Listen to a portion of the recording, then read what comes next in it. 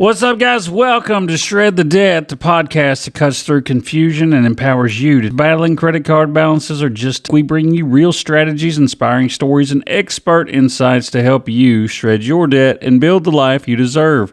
Are you ready to take action? Subscribe now, share this episode with someone who needs it, and join the movement to destroy debt for good. No BS, no judgment, just real talk and real results. Let's get to work. Well, guys, here we are. It is 2026. It is a new year, and with a new year, it comes all the things that we all talk about. Our resolutions and all the things of new year, new me, all that stuff, and it typically lasts, a couple of weeks. But hey, we're here, and you're here, and we're not going to fail this year. Okay, so don't get discouraged if you're dealing with something and you need some help with it. We're here. That's what we're here for every week. Yeah, I try to say every week, but more often than not, we are here. And today we're going to dive into New Year's resolutions through real life, through just from you guys, from the listeners. Our last show, we kind of closed out the year and we said, hey, what kind of resolutions are you guys, thinking about, or what is it? Send us some emails, and man, we were covered up with emails, and I pulled a few, and that's kind of what we're going to do today. And we're going to talk about, some resolutions that, I'm going to talk about what I'm going to do, but also things that have high value and can create a lot of impact in your spending and your spending habits, and some things that you can do to help just make some quick cash if you need to, and help pay a bill or whatever it is. But that's what we're going to do today, and I want to jump right into it. This is New Year's resolutions, and this is from emails from you guys that are talking about some stuff that you're going to do and questions that you may have. So I'm going to get right into it. The first one is from Rachel, and she's from Dayton, Ohio. And it says, every January, I tell myself this is the year I finally stop drowning during the school year. I'm a middle school English teacher, and financially, it feels like I'm sprinting on a treadmill. I buy supplies for my classroom constantly, and it always ends up on my credit card. This year, I'm trying something different. I'm setting aside $40 from every paycheck into a sinking fund labeled Classroom Survival.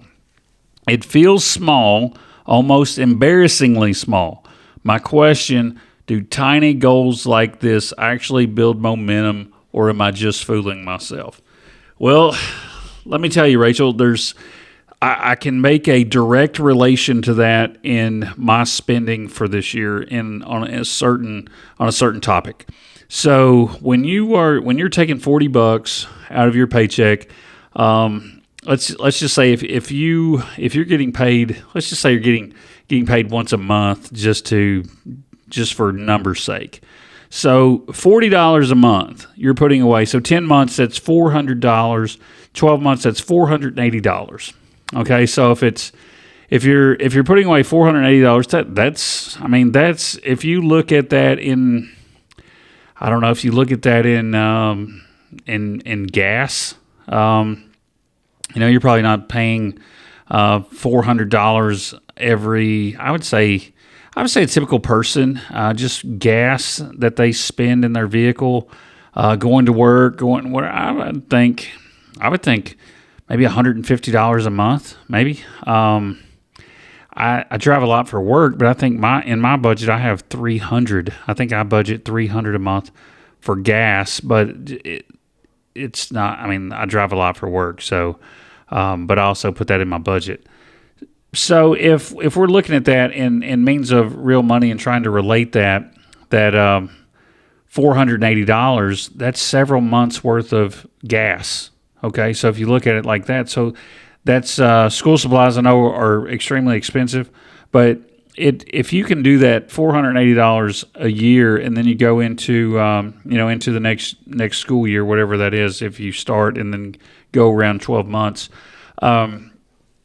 that's going to be very impactful. So I think it builds momentum, because I think if you put that into some sort of, if you put it into a high yield savings, if you put it into a steady stock, you can put that into an ETF or something like that and get a monthly dividend, and then it can grow as well. And ETFs, we don't talk a lot about stocks on here, but it's something I'm really passionate about. But there are certain stocks that are basically like they're like savings. You're not going to make a killing off of them, but they typically gain in value, right? They're not going to, they're low risk, so the reward's not there, but the risk is not there either. And then a lot of these have either a monthly or quarterly dividend based on how many shares you own. And then every month, let's say if it's 50 cents per share and you own 10 shares, you're going to get $5. So, it's easy money, right? And it's like a savings account, but it's paying you more than a savings account. So I don't think Rachel, I don't think you're fooling yourself at all. I think that's a great way to look at it. Now, my thing is, in 2025, when I started doing my budget, I was looking at my coffee budget, and I'm a Dunkin' guy, and typically an iced coffee, $4 to $5, right? So my coffee budget's $50, and that's roughly 10 to 12 coffees a month. Okay, so if you look at that and you base that on over the course of a week, you're allowing yourself to get 2 or 3 coffees a week, and that was typical of what I was doing. And then of course I would get the points and I would do all that stuff. So that would keep me under. Well, then I discovered the McDonald's app. And I can tell you, McDonald's iced coffee is not bad. It's 99 cents. Okay, so with the app, and then most of the time before 11 every day, if you don't use the app, you can get it for $1. So $1 for a coffee. Okay, so if you look at it that way, you could get a coffee every day of the month, 30, average of 30 days a month, $30. So I can get a coffee. I can go from getting a coffee 2 or 3 times a week to getting a coffee every single day of the month, 7 days a week, for $20 less a month than my current budget. I don't know. When I looked at it that way, I was like, man, that's saving me $20 a month. So when you look at $20 a month times 12 months, now you're at $240. $240 just because I don't want to spend, $4 on a coffee anymore. I want to spend $1. And that's so those are the kind of things, right? We challenge ourselves to look at things differently. And that's what we have to do with our debt and with our money. Our income is our number one thing that we can do. That's you either make more or spend less. Those are your options to get out of debt. And making more and spending less, that helps you do it faster. But when you can identify areas in your budget that you already have to cut even more just by thinking differently, that's pretty awesome. So Rachel, keep pushing. I love the idea. I love what you're doing there. $40 a month, do it. Don't put it on the credit card, right? Because if you wait and you had to throw $500 on your credit card and it's not in your budget, it's gonna sink your ship. Don't do it. So if I think what you're doing here is a great idea. I do the same thing. I can make another relation to this. I do the same thing with my home insurance. So my home insurance and my taxes. I don't pay. I don't have escrow. I don't have one of those loans where I have escrow. I pay my insurance annually, and I think it's due in like May or June. And then the taxes are at the end of the year. And so many times when I was younger, I would wait until the last, the 11th hour, and then I'm looking around, ended up having to sell something to make ends meet. And it was basically because I didn't have a budget. And once I started a budget, I added all those costs up of what my annual bills are, which are insurance. I do it with car insurance as well. Car insurance is due every 6 months. So for my vehicles, I took that cost for a year. I took the home insurance cost for a year, and I took the taxes for a year. I added all that stuff up, divided it by 12, and that's what I put away every single month. So when May or June comes around and it's time for the insurance for the home, I have it. I just take it out of my savings, put it in my checking, pay it. Same thing, 6 months with the car insurance, pay it. And then when it comes around again, the taxes, pay it. It's always there because you're putting it in every single month. You're putting in X number of dollars, and I challenge you guys to do that. If you have annual bills that you find yourself struggling to pay, split it up.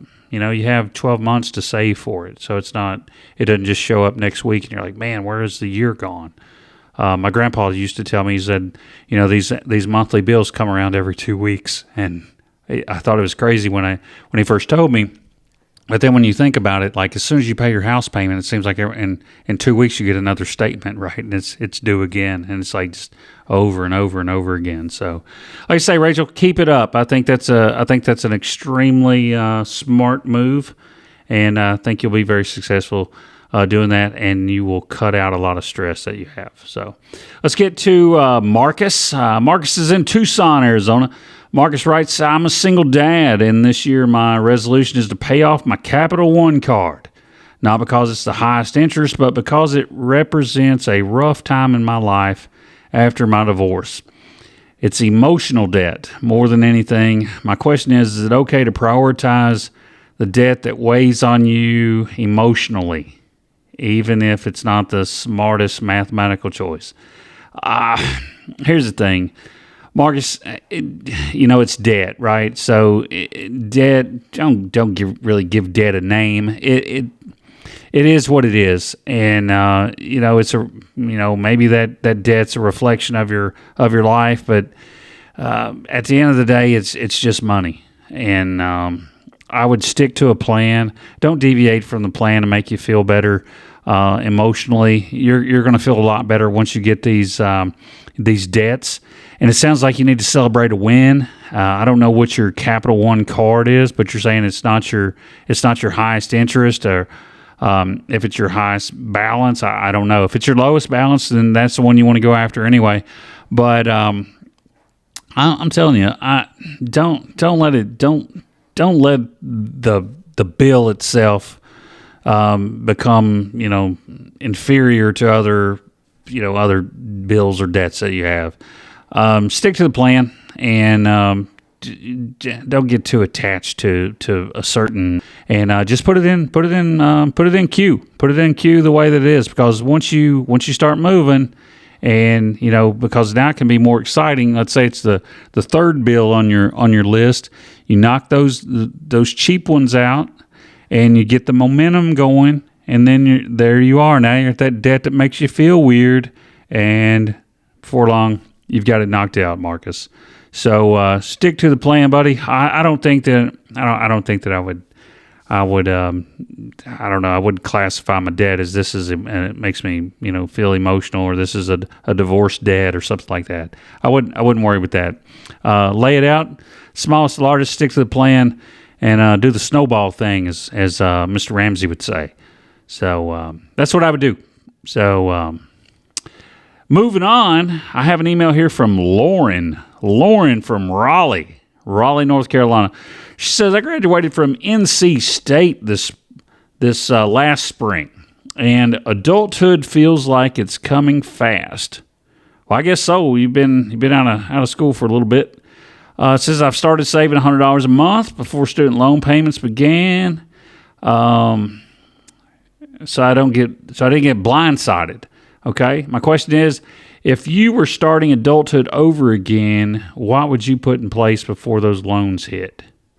Well, it took me a long time to get an associate's degree, upwards of 20 years, if that's something. Education has been important to me, but education has life experience is and just experience in altogether. As my goal was to be a law enforcement officer, and I learned at a young age, attending college, that it didn't take long before my manufacturing career outperformed what I would make with a college degree in law enforcement. And at that point, I was a year into this, and I kind of changed my mind and put it on the back burner. However, if I did have debt, I would do exactly what you're saying to do here. If you're trying to it looks like you're getting ready to graduate, and you've started saving $150 a month. Okay, I read that differently earlier.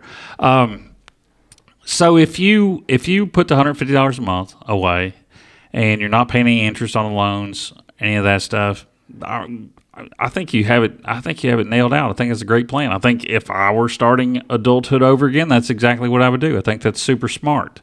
Any kind of money that you can put back, whether you're, working at fast food or working retail or whatever your job is, if you have extra money to put back, and you want to get ahead of those student loans, absolutely. I would never tell you not to save money to do that. With me, I basically I paid for each class that I took. I would only take like 6 hours or something per semester, and some it was just one class a semester. So I didn't really get serious about it until just a couple of years ago, and I went full time for like a whole semester, and knocked it out. And I wish I'd done it 20 years ago, but check that box of life, and here we are. So anyway, Lauren, thank you for that email, and I definitely think you're on the right track. Going on down to, we have Brian. Brian's out of Grand Rapids, Michigan. He runs a landscape business, and he says, my income has always been chaos. Some months I'm flush, some months I'm scrambling. This year, I finally committed to paying myself a consistent weekly paycheck. My question is, paying myself first the right move, or should I throw everything in my business at my business debt? I think you have to separate. I think you have to separate yourself here a little bit. Pay yourself and then worry about your business debt as two separate entities. You separate yourself from your business, and that sounds like what you're doing.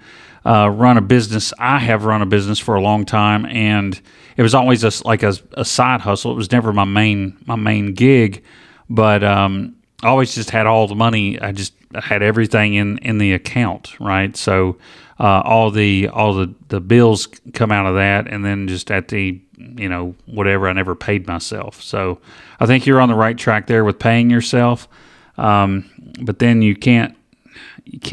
If you can, the way that I would look at this is I would take my business debt and I would operate that outside of paying myself. So if I know what I'm going to pay, that's my money to do my budgeting, personal budgeting, and then you can have the budget for your business or whatnot, and then pay off your business debt. So I hope that makes sense what I'm saying, and I hope I understand what you're asking me. But as far as it being the right move, I think it's the right move, paying yourself. And then look at what's left in your business account, and then tackle your business debt separately from your personal. That's what I would do. So just going on down through here, I tell you what, guys, I'm so thankful for the emails that I have. I mean, I'm looking at, I've read 4 of these things, and I have another 4 that I'm planning on talking about here real quick. But I'm super humbled that we have the interaction that we have from all over the country. I mean, I'm looking at where you guys are from, and this is awesome. Let's see. Let's go to Eric. So we have Eric in Portland, Oregon, and Eric writes, for the last decade, every year has been a financial crisis. Medical bills, car repairs, job issues. My resolution is simple. I want 2026 to be my first financially boring year. My question, what's the simplest emergency fund system for someone who overthinks every financial decision? I'm going to tell you, Eric, the easiest way to start an emergency fund is to decide how much money you can afford to pull out of your check, and then just pull it out. That's one thing about resolution that I think is a necessity for people this year. And if you've not done it and you don't know where to start, automation is a great thing for certain areas of life, and others it's questionable. But with with an emergency fund, let's take that for example. We'll use Eric's question as far as the simplest emergency fund system. The simplest way to start an emergency fund is to let's say you have a savings account, and you say, okay, I'm going to put $50 a month in my savings account. You can use this for any scenario. So if you want to do it for Christmas, like a Christmas fund, or you want to do it for car insurance, or you want to do it for an emergency fund, whatever it is that you want to do, have a direct deposit from your paycheck go into that account. So, for example, like with my pay, I have an investment account that I play with stocks, and so I have a portion of my paycheck goes into that account every month. So it's been that way for well over a year now. And then I have a FSA account, which I also do investing in, and except I can trade, but I can't take the money out, right? Unless I'm buying some sort of medical something, an FSA qualifying purchase. So I'm investing in that account too. And it's easy. Once you get to do it, you forget about it because it's automated. And once you can forget to live with $100 every month or every paycheck or whatever the frequency is, once you forget that you have that money, then it's building, right? And then you'll look at it one day and you'll have $500 in there. And then you'll look at it again, you'll have $1,500 in there. If you never have to touch it, it just keeps growing and you don't miss it anymore. It's just like taxes, right? You get to living based on what you make. And just like, it's like if you have retirement, you have, 3 or 5% or whatever taken out of your check for your 401k or whatever your retirement is. If you have your money taken out for that, it may sting when you first see it, but when you get used to it, after a couple of months, you don't miss it anymore because your routine and your budget, everything that you have has been able to absorb this whatever this figure is that you're taking out. If it's $50, $100, whatever it is, your spending has absorbed it, and now you're used to it, and you don't miss it anymore. But as you don't miss it anymore, it's still building over here. And if you want to use that as an emergency fund, then that's all good. But that's how you do it. That's the simplest way to do that is to have it automated. And automation is great when it comes to finance. So, if you guys have any questions about any of that stuff, right? Your emergency fund, any of that stuff. Like I say, this whole show, every week or every couple of weeks when we put out a show, it's all for you, right? It's to help you. We're not trying to get rich on this. We're just trying to help people and trying to get the education out there and trying to get the resources out there and offer a resource to people that are struggling. And I enjoy it, right? and the popularity of these emails in the inbox. And I see an inbox and it's somewhere that I can help somebody with something. Send over. Hey, it's like, hey, send me over your bills. Let's take a look at it. And helping people is what I'm about.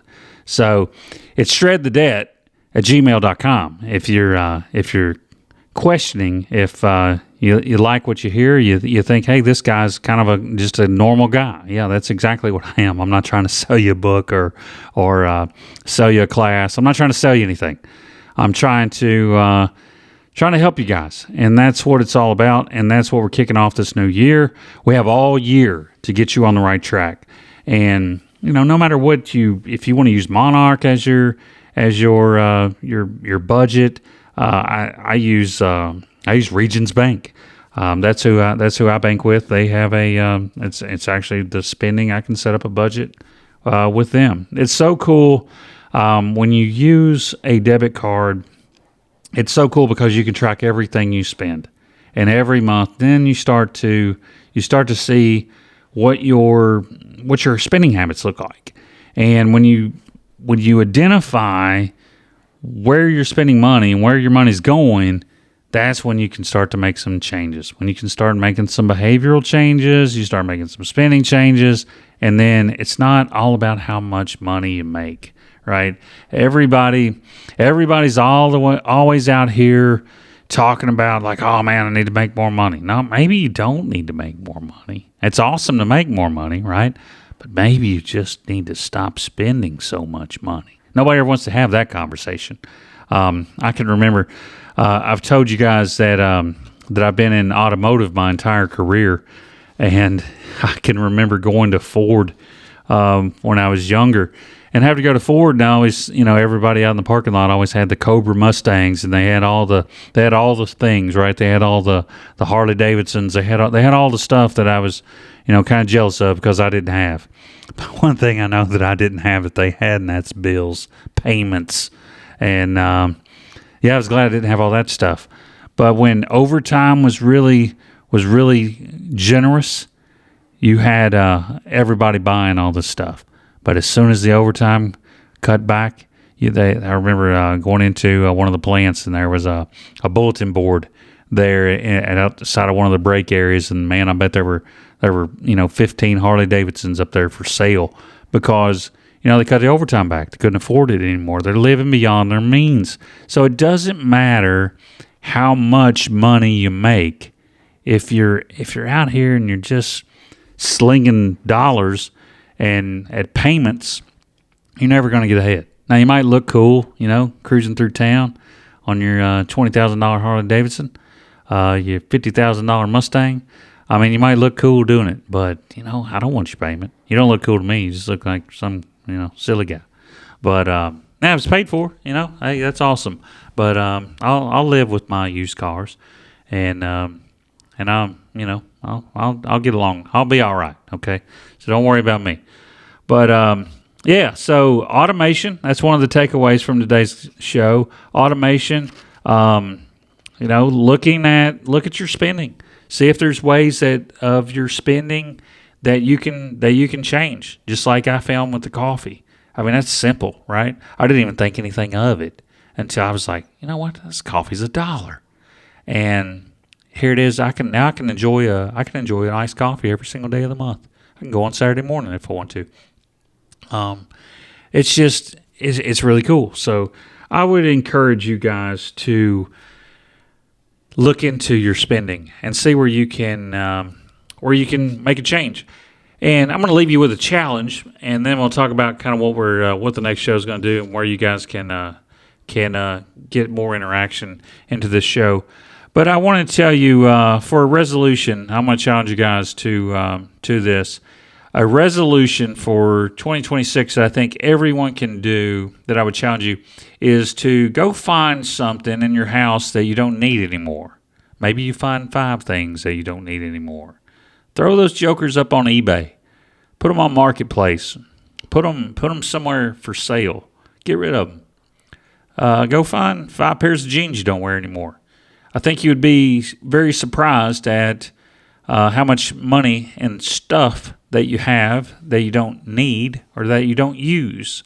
I challenged myself with this little task the other day, and I took 5 polo shirts out of my closet and sold those things and generated enough money to buy me a new computer monitor. So I mean, it's just like, I guess I could have put that towards my insurance or whatever, but I needed a monitor. So, but anyway, that's kind of where we're at, right? I'm going to challenge you guys to do that. Try to find something, and it's not a side hustle. I'm not asking you to go pick up a side hustle, but I think that all of us have something in our house that we could go around and pick up a handful of things, and we could probably have $200, $300, $400, and just by finding a few items that we no longer have any use, instead of giving them away or just letting them sit and reduce themselves in value over time, you can get rid of them and have some money and put it towards a bill or whatever you want to put it towards. Put it in your savings account, whatever. So next week's show, we're going to talk about financial confessions. That's what I'm going to challenge you guys to send emails for next week, and we'll talk about is financial confessions and what money habits are you afraid to admit. What are you guys spending money on that you're maybe a little embarrassed about? Send me some emails, and we'll use them on the show. We'll talk about it, and we'll dig into some more stuff next time. So, financial confessions, send them to me. Let me know what's up at shredthedebt@gmail.com. Well, thanks, guys, for tuning in. And, this is Shred the Debt, where financial freedom isn't a dream, it's a plan. If today's episode has helped you take one step closer to crushing your debt, don't keep it to yourself. Share it, rate it, leave a review. Do you want more tools, tips, and motivation? Follow us on social media. It's Shred the Debt Community. Until next time, keep pushing, keep planning, keep shredding. You've got this. I'm Mike Boone. Have a good one. Thank you.